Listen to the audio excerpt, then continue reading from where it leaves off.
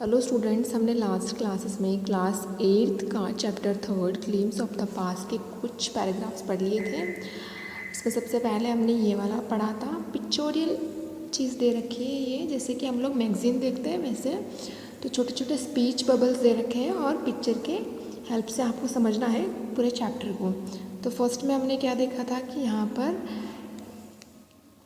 पर ये जो है सिंगर, ये क्या कर रहे हैं, एड्रेस कर रहे हैं सभी लोगों को। फिर नेक्स्ट हमने देखा था कंपनी कॉन्क्वेस्ट, है ना, कंपनी ने किस प्रकार भारत पर विजय प्राप्त की। वो लोग है ना व्यापार करने आए थे और धीरे धीरे सभी भारतीय क्षेत्र पर उन्होंने अपना अधिकार कर लिया। और कुछ लोग उन्हें क्या समझते थे कि भगवान ने उन्हें भेजा है हमारी हेल्प के लिए, सहायता के लिए। कुछ लोग समझते थे कि इन्होंने हमें क्या बना लिया है, स्लेव्स बना लिया है, गुलाम बना लिया है। फिर थर्ड हमने ब्रिटिश रूल पढ़ा था कि 1765 से 1836 तक ब्रिटिश ने किस प्रकार से पूरे रूल्स बनाए और जनता पर वो थोपे। तो इसमें हमने एक पढ़ा था कि उस टाइम पे क्या हो रहा था, बहुत ही भ्रमित करने वाली चीज़ें रिलीजियस लीडर फैला रहे थे। वो अपने प्रवचन दे रहे थे कि अनटचेबिलिटी का जन्म हुआ तब, चाइल्ड मैरिज स्टार्ट हुई तब से, और वुमेंस को क्या माना जाता था, सारी मिजरियों का कारण, सारे दुखों का कारण वुमेंस को माना जाता था। फिर हमने देखा कि इन्होंने ज़्यादा बेनिफिट कमाने के लिए बहुत सारे अलग अलग रूल्स लागू किए थे। और अब हम इसका नेक्स्ट फिर फोर्थ वाला जो हमने क्या देखा, राम मोहन रॉय के बारे में देखा था कि एक लर्न मैन थे, इन्होंने समाज में परिवर्तन करने के लिए बहुत कुछ किया था। अब हम नेक्स्ट देखेंगे ऑपरेशन। ऑपरेशन ये नहीं होता अत्याचार।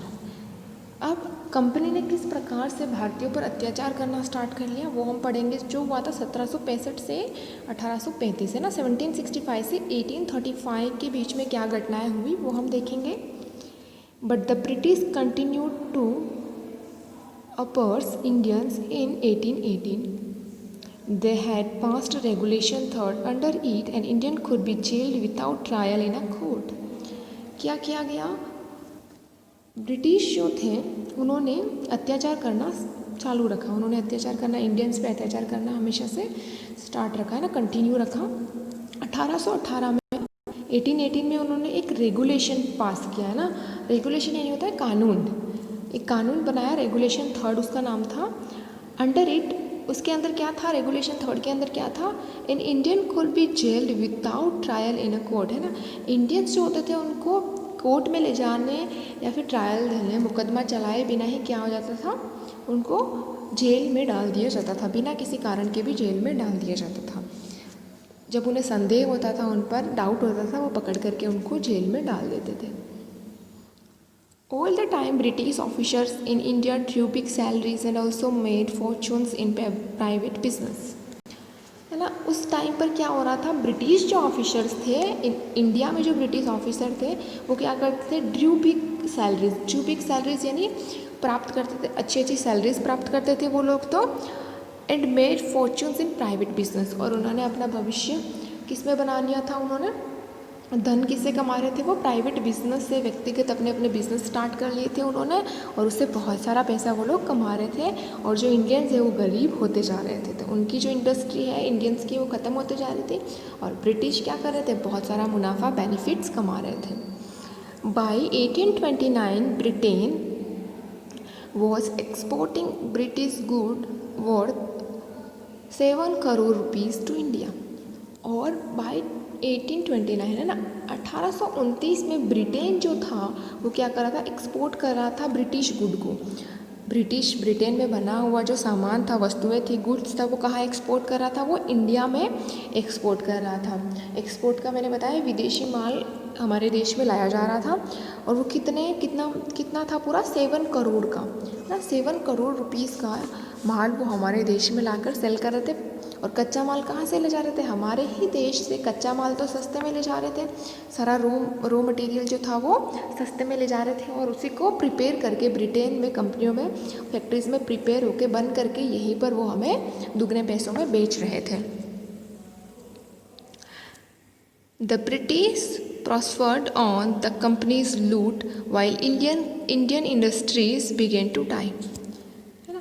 ब्रिटिश जो थे प्रॉस्पर्ड यानी तो धनी होते गए, है ना, धन वो ज़्यादा संपत्ति कमाते गए, धन कमाते गए, ऑन द कंपनीज लूट, है ना। कंपनी जिस तरीके से हम सबको लूट रही थी और ज़्यादा क्या हो रही थी, धनी होती जा रही थी। While Indian industry began to die, और इसी के बीच इंडियन इंडस्ट्री जो थी, इंडिया में जो कारीगर थे, जो बिजनेसमैन थे, वो क्या होते जा रहे थे, यानी डाई यानी मरते जा रहे थे, उनका बिजनेस ख़त्म होते हुए जा रहा था। आपको इस पिक्चर में दिख रहा होगा, देखिए किस प्रकार से ये लोग बिजनेस डील्स करते थे। Governor general Bentinck reported back home, ये गवर्नर जनरल थे उस टाइम के Bentinck. The bones of cotton weavers are bleaching the plain of India. Bones of cotton weavers क्या है, कॉटन वेवर्स होते हैं जो बुनकर जो होता है ना, कॉटन क्लोथ्स बनाते हैं बुनाई करके, वो बुनकर जो है उनकी हड्डियाँ, मतलब वो मर चुके हैं और उनकी हड्डियाँ कहाँ पर, bleaching the plain of India. Bleaching मतलब होता है रंग उड़ाना, है ना। ब्लीचिंग ये नहीं होता रंग उड़ाना। तो पूरी प्लेन, जो प्लेन है इंडिया की, जो वो कैसे किससे कवर हो गई थी, पूरे की पूरी बॉन से, क्योंकि लोग उस टाइम बहुत संख्या में मर रहे थे, मोस्टली क्योंकि उनके लिए कोई बिजनेस नहीं था, वो कमा नहीं पा रहे थे और गरीबी बढ़ती जा रही थी। तो हमने क्या देखा इसमें कि किस प्रकार से ये जो ब्रिटिश थे उन्होंने अपने रूल्स चलाए, बिना किसी मुकदमे के वो जेल में डाल देते थे और वो धनी होते जा रहे थे और इंडियन इंडस्ट्री जो है वो डिस्ट्रॉय होती जा रही थी। नेक्स्ट हम देखेंगे डिससेटिस्फैक्शन, है ना, असंतुष्टि। डिससेटिस्फैक्शन हुआ था उस टाइम पे किस लैंग्वेज में थी, एक तो फारसी में, एक संस्कृत में थी। तो 1935 में 1835 में एक इंग्लिश मैन जिसका नाम क्या था, मिकाले, उन्होंने क्या सजेशन दिया, क्या ओपिनियन दिया कि we should teach the natives. Natives ये नहीं होता है जो देशवासी होते हैं, नागरिक होते हैं, है ना, उनको जो किस भाषा में एजुकेशन देनी चाहिए, इंग्लिश लैंग्वेज में एजुकेशन देनी चाहिए। और दूसरा ऑफिसर अग्री कर रहा है कि हाँ, हमें इंडियंस को भी क्या करना चाहिए, इंग्लिश भाषा में ही एजुकेशन देना चाहिए। English education produced clerks to whom the British pay petty jobs under them. Incidentally, it also produced a new generation of intellectual. है ना, ब्रिटिश लोगों ने क्या किया, इंग्लिश एजुकेशन, इंग्लिश लैंग्वेज में पढ़ाना स्टार्ट कर दिया। इसी से क्या हुआ, इंग्लिश एजुकेशन प्रोड्यूस्ड, क्या हुए, क्लर्क बने, है ना। इससे वो लोग पढ़ लिख कर क्लर्क की नौकरी लगे। होम द ब्रिटिश से गेव पेटी जॉब अंडर देम, है ना, जिनको छोटी छोटी जॉब्स दी गई थी ना, पेटी यानी होता है छोटी छोटी सी, है ना, महत्वहीन जो है ना, जिनका ज़्यादा महत्व नहीं होता था, उनके नीचे उनको जॉब्स दी जाती थी। Incidentally it also produced a new generation of intellectual, और इसी के कारण क्या हुआ, एक नई बुद्धिजीवी यानी कि इंटेलिजेंट और सोच विचार करने वाली नई जनरेशन, पीढ़ी का जन्म हुआ। देखिए यहाँ पर कुछ ही फोटो में अपने अपने ओपिनियन शेयर कर रहे हैं लोग, वो पढ़ेंगे हम।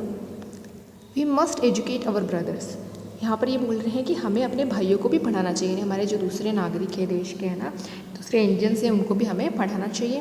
And try to improve their material condition, और उनकी कंडीशन जो है, उनकी स्थिति जो है, उसको इम्प्रूव करने के लिए इम्प्रूव करनी चाहिए हमें एजुकेशन से। For that we must convey our grievance to the British parliament, है ना। इसके लिए हमें क्या करना पड़ेगा, ब्रिटिश पार्लियामेंट जो है वहाँ पर क्या करना पड़ेगा, हमें अपने ग्रीवेंस यानी शिकायतें देनी पड़ेगी कि हमारे दूसरे जो ब्रदर्स हैं उनको भी पढ़ाया जाए। अभी देखिए, हमने फर्स्ट जब स्टार्ट किया था तो हमने क्या देखा था कि जब ब्रिटिश आए थे तो उनका अधिकार सिर्फ इतने से क्षेत्र में था, लेकिन अब क्या हो गया है, देखिए आप, जो रेड वाला है, ये जो पूरा पिंकिश एरिया है, वो क्या है, ब्रिटिश एरिया है, और बाकी स्टेट्स बचे। तो इन्होंने पूरे by 1856 the British and had conquered the whole of India, है ना। ब्रिटिश ने पूरे ही इंडिया को, मोस्टली पूरे इंडिया को क्या कर दिया था, कॉन्कर्ड यानी विजय प्राप्त कर ली थी, उन्होंने अपना अधिकार कर लिया था। इस टाइम तक तो उसमें उन्होंने पूरी इंडिया पर अपना अधिकार कर लिया था। They cared little about the need of Indians, और वो इंडियंस के बारे में चिंता नहीं करते थे ना, थोड़ी बहुत चिंता ही करते थे, ज़्यादा उनको कोई फ़र्क नहीं पड़ रहा था कि इंडियंस कैसी लाइफ जी रहे हैं। Our king have become puppets and we have lost our job, our old jobs. यहाँ कुछ देखिए लोग हैं, जनता है जो एक दूसरे से बातें कर रही है कि हमारे जो किंग है वो क्या बन गए हैं, पपेट्स। पपेट्स यानी कठपुतली बन गए हैं, ब्रिटिश के कठपुतली बन गए हैं और हमने अपनी जॉब्स जो थी, पुरानी जॉब्स जो थी वो खो दी हैं। एंड लैंड्स, और इसमें से एक व्यक्ति बोल रहा है कि हमने अपनी ज़मीन भी खो दी है, ब्रिटिश ने ले ली है। They are converting our brothers, क्या कर रहे हैं वो, हमारे जो ब्रदर्स हैं, हमारे भाई हैं, उनका धर्म परिवर्तन। कन्वर्टिंग का यानी यहाँ मतलब है कि उन्हें इंग्लिश पढ़ा करके उनकी वेशभूषा, उनका धर्म परिवर्तन किया जा रहा है। You only talk, do something to drive them out. यहाँ पर ये देम है, ड्राइव देम आउट यानी कि यहाँ पर एक व्यक्ति बोल रहा है कि तुम सिर्फ बातें करते हो, हमें कुछ करना चाहिए ना। Do something to drive them out, वहाँ से उन्हें बाहर निकालना है, इसलिए हमें कुछ करना पड़ेगा। तो ये सारी सिचुएशन उस टाइम इंडिया में हो रही थी। डिससेटिस्फेक्शन किस लिए, जनता को डिससेटिस्फेक्शन, असंतुष्टि हो रही थी किस कारण से, कि ब्रिटिश लोग क्या कर रहे थे, उन्होंने पूरे इंडिया पर अपना अधिकार कर लिया था और सारी जॉब्स छीन ली थी और कुछ लोगों को ही वो एजुकेशन दे रहे थे, बाकी लोग क्या कर रहे थे, भूखमरी के कारण मर रहे थे, है ना। और उनके पास ना ही तो जॉब थी, ना ही लैंड था खेती करने के लिए, उनके पास कुछ नहीं बचा था और उनके कुछ लोगों के तो धर्म भी परिवर्तन किए जा रहे थे। तो ये हमारा पैराग्राफ था।